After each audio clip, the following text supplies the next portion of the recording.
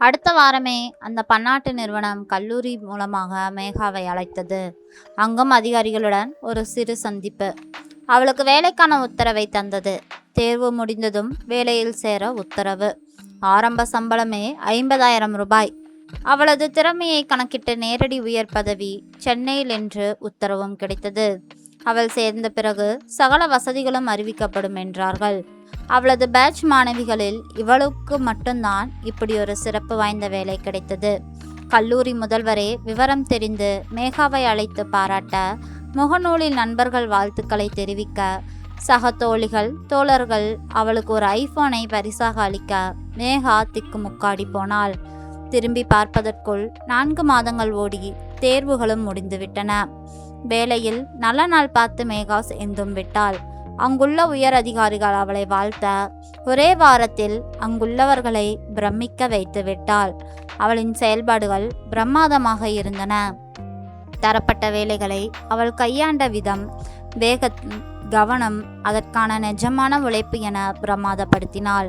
4 நாட்களில் முடிக்கக்கூடிய வேலைகளை வெறும் 2 நாட்களில் நறுக்கன செய்தாள். இதனால் பாராட்டும் குவிந்தது. பகையும் லேசாக உருவாகத் தொடங்கிவிட்டது. சம்பளத்தை கை நிறைய வாங்கி கொண்டு அரட்டையும் பொழுதுபோக்கும் கூடாத பேச்சும் கவனக்குறைவும் உள்ள பல பேரின் சாயத்தை மேகா வெளுக்க வைத்து விட்டாள். உயர் அதிகாரிகளுக்கு முன்னால் பல பேரின் தோல் உயிரிந்து விட்டது. உற்பத்தி சங்கதிகள் அவர்களை மந்தமாக்கியது புரிந்தது. மேகா வந்து குறிப்பிட்ட ஒரு டிபார்ட்மெண்ட்டை சரசரவென ஏணியில் ஏற்ற மற்றவர்களின் சோம்பேறித்தனம் வெளியே தெரிந்துவிட்டது. இதனால் நல்ல ஒரு ப்ராஜெக்ட் மேகா வசம் தரப்பட்டது. டீம் லீடர் ஆக்கப்பட்டாள். அவளுக்கு கீழே உழைக்க ஆர்வம் கொண்ட ஒரு குழு செயல்பட வெளிநாட்டிலும் அவளது திறமை வெளிச்சம் பட்டது. இதனால் மேகா சந்தோஷத்தின் உச்சிக்கே போய்விட்டாள். அதன் விளைவுதான் வேலைக்கு சேர்ந்த மறுமாதமே முதல் சம்பளத்துடன் வெளிநாட்டுக்கு சென்று பணிபுரியும் வாய்ப்பும் வந்துவிட்டது. சம்பளத்தை வாங்கிய கையோடு வெளிநாட்டுக்கு சென்று பணிபுரியும் வாய்ப்புக்கான அட்டையும் அவள் வாங்கிவிட்டு வீடு திரும்ப ஆயத்தமாகிவிட்டாள். 3 மாதங்கள் லண்டன் செல்லும் வாய்ப்பு. கம்பெனியை அனுப்புவதால் இங்குள்ள சம்பளம் தவிர அங்கு பணிபுரிவதற்கான தனி சம்பளமும் கொடுக்கப்படும். ஏற்கனவே மேகாவிடம் பாஸ்போர்ட் இருந்தது. அதன் விளைவு லண்டன் செல்ல ஆயத்தம். முதல் சம்பளம் 50,000 அம்மா கைக்கு வந்து விட்டது. இனி சிக்கனம் வேண்டாம், தாராளமாக செலவழிமா, புரியுதா என்றாள் மேகா. ஐயோ இல்லடி மேகா, பழக்க தோஷம், நம்ம அப்படியெல்லாம் செலவழிக்க வராது. சரிம்மா, நீ ஆசைப்பட்ட மாதிரி நகைச்சீட்டு சேர்ந்துக்கோ. உனக்கு பிடிச்சதெல்லாம் இப்போ போய் வாங்கலாம். உன் மனக்குறை தீர்ந்துடும். எனக்கு எதுக்கு? நீ கல்யாண வயசில் இருக்க. உனக்கு தான் இனிமேல் எல்லாம் வாங்கணும். அப்பா அம்மா தம்பிக்கு புது ட்ரெஸ், வார கடைசியில் ஓட்டல் போய் 3 பேரோடு திருப்திகரமான சாப்பாடு. குடும்பத்தில் புதுவித மகிழ்ச்சி வந்துவிட்டது. அன்று வார கடைசியில் வெளிநாடு செல்ல வேண்டும் என்பதால் அதற்கான எல்லா ஏற்பாடுகளும் கிட்டத்தட்ட தயாராகிவிட்டது. அன்று இரவு ஃபோன் வந்தது. அத்தை, நான் ராகுல் பேசுகிறேன். எங்கிருந்து பேசுகிற? 1 மாதம் லீவில் ஊருக்கு வந்திருக்கேன் அத்தை. மேகா இருக்காளா? கொடுக்குறேன். மேகா கைக்கு மாற. என்னடி கலக்கிற? அதெல்லாம் இல்லைடா, எப்பவும் போல தான். இல்லை, எல்லாம் கேள்விப்பட்டேன். நான் நேற்றுக்கு தான் ஊருக்கு வந்தேன். அப்பா எல்லா விவரத்தையும் சொன்னார். சரி, நாளைக்கே நான் அங்கே வரேன். சாப்பிட வாடா. நிச்சயமா. அத்தைக்கிட்ட வத்த குழம்பும் கீரை கூட்டும் பண்ண சொல்லு. நிறைய பேசணுண்டி மேகா. வாடா, சந்தோஷமாக இருக்கு. இங்கே வரானா? நல்ல பையன், கள்ளக்கபடம் இல்லாதவன். அத்தை தான் யார்கிட்டையும் ஒட்ட விட மாட்டாங்க. நம்ம தூக்கி வளர்த்த பிள்ளைகள் தானே எல்லோரும். அப்போ நம்முடன் வருவார்கள் தானே. விடுமா, இப்போ எதுக்கு?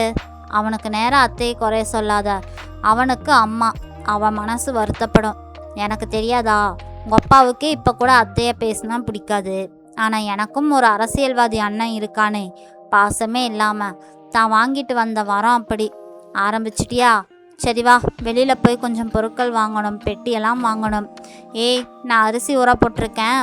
நைட்டுக்கு சமைக்கணும், ஊறுகாய் போடணும்.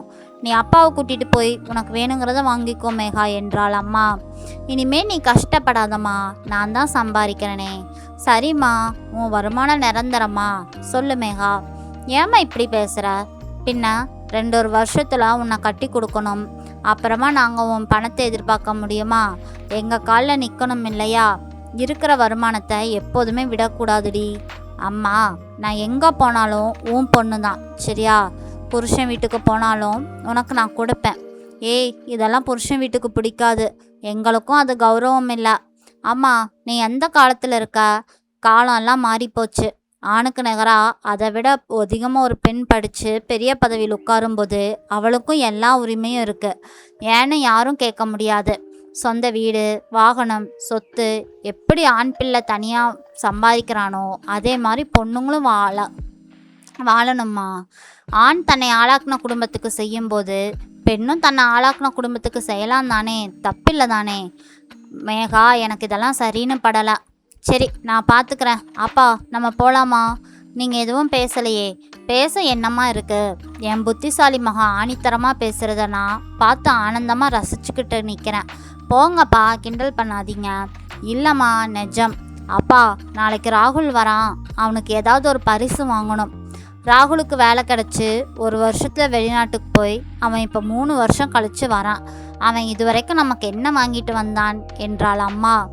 அம்மா, உங்கள் அத்தை நீ பெரியவளானதும் வெறும் 100 ரூபாய் கொடுத்தாங்க. ஏன், அவங்கக்கிட்ட பணம் இல்லையாக்கோ?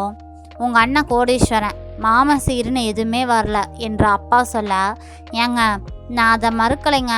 பாத்தியா மேகா, உங்கள் அப்பா உடனடியாக பதில் தராரு. பாத்தியா, அத்தை எதுவுமே சொல்லக்கூடாது. எங்கள் அண்ணாவால் சல்லி காசுக்கு லாபம் இல்லை, அவன்கிட்ட பாசம் இல்லை. ஆனால் உங்கள் அக்காவும் அதே தானே, தரணும்னு நான் ஆசைப்படலை. இவ எதுக்கு இப்போ செய்யணும்னு தான் நான் கேட்குறேன். சரி வடிவு, அது நம்ம தலைமுறை. இப்போ இவங்க மாறட்டுமே, இவங்க தலைமுறை. மேகா வாங்க கொடுக்க ஆசைப்பட்டா நாம் ஏன் தடுக்கணும்?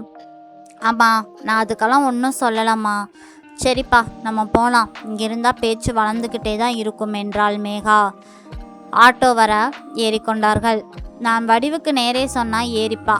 ஆனால் அவள் சொல்கிறது நியாயம்தானம்மா. உங்கள் அத்தை கிள்ளி கொடுக்க மாட்டா. மாமா அதை விட எல்லாரும் சேர்ந்து சாப்பிட்டா நம்ம பணத்தை எடுத்து அவர் பில்லு கொடுப்பாரு. இதில் அந்த ஆளுக்கு தற்பெருமை தலை விரிச்சாடும். விடுங்கப்பா, குற்றம் பார்க்கின் சுற்றமில்லை. சரிம்மா, என்றைக்குமே ஒரு வழி பாதையாகவே இருந்தால் நல்லதாக இருக்குமா? இல்லைப்பா, கண்டிப்பாக மாறும். நீங்கள் கவலையை விடுங்க, சரியா என்றாள் மேகா. ராகுலுக்கு எல்லாம் வாங்கி கொண்டு லண்டன் பயத்துக்கான தனித்தனி பொருட்களும் வாங்கி கொண்டாள். ராகுலுக்கு ஒரு கை கடிகாரம் வாங்கினார். 1800 ரூபாய். பஞ்சு அதை ரசிக்கவில்லை. ஆனாலும் சம்பாதிக்கும் மகள் விரும்பி வாங்குவதற்கு தடை போடுவது அநாகரிகம் என்று மௌனமாக இருந்தார். வீடு திரும்ப இரவு 9 மணி ஆகிவிட்டது. அம்மா இரவு உணவை தயாராக வைத்திருந்தாள். அம்மாவிடம் கைக்கடிகாரத்தை மேகா காட்டவே இல்லை. ஆனால் அம்மாவும் அதை பற்றி எதுவுமே கேட்கவே இல்லை. இப்படியாகவே அவளுடைய நாட்கள் நடந்தன.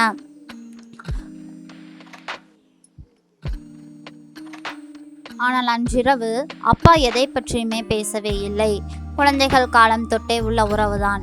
இருந்தாலும் வளர்ந்து படிப்பு பதவி என்று ஆன பிறகு ஒருவேளை மேகாவுக்கு ராகுலின் மேல் நாட்டம் வந்துதான் இந்த பரிசு வாங்கினாளா என்பது அப்பாவுக்கு டவுட் வந்தது. இவளை விட 4 வயது தான் மூத்தவன். சொந்த அத்தை மகன். நன்றாக படித்து வெளிநாட்டில் நல்ல வேலை இருந்தால் தப்பில்லை.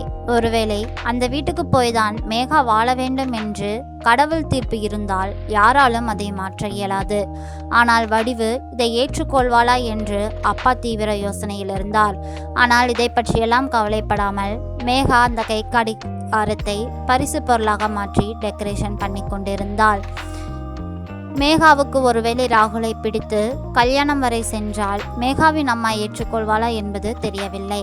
காரணம், தன் நாத்தனாரின் குணம் அறிந்து ஆரம்பகாலம் தொட்டே நாத்தனாரை பிடிக்காமல் போனதுதான். நன்றி. இந்த கதை பிடிச்சிருந்ததுன்னா மறக்காமல் லைக் பண்ணுங்கள். நம்ம சேனலை சப்ஸ்கிரைப் பண்ணி சப்போர்ட் பண்ணுங்கள். நம் குழந்தைகள் வளர்ந்து ஆளாகி அவர்களின் வாழ்க்கையில் ஏதேனும் ஒரு முக்கிய முடிவு எடுத்தால் அதை தீவிர ஆலோசித்து கண்டிப்பாக நாம் சரி சொல்ல வேண்டும். அவர்கள் வாழ்க்கை பிரகாசமாக இருக்கும்.